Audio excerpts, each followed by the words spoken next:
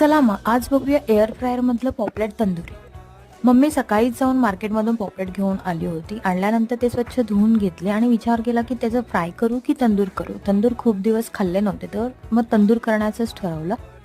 पॉपलेटवरती लिंबू पिळून घेतलं। मग तंदूरचं मिश्रण तयार करण्यासाठी 1 वाटी दही, अद्रक, लसूण, लाल तिखट मसाला, तंदुरी मसाला, मीठ असं टाकून ते मिश्रण रेडी केलं आणि ते पूर्णपणे व्यवस्थित असं पॉपलेटला लावून घेतलं।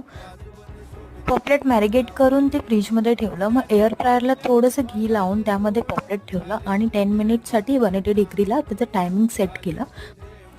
10 मिनिट्स कंप्लीट झाल्यावरती मी एअर फ्रायर ओपन करून पॉपलेटला पलटी मारून ते पुन्हा 10 मिनिट्ससाठी सेट करून घेतलं। 10 मिनिट संपल्यावरती ओपन केल्यावरती ते पॉपलेट तंदूर होऊन रेडी होतं। त्यावर मस्त लिंबू पिळून मी ते सर्व केलं। तुम्हाला जर माझा व्हिडिओ आवडत असेल तर माझ्या यूट्यूब चॅनलला नक्की सबस्क्राईब करा। Thank you, bye.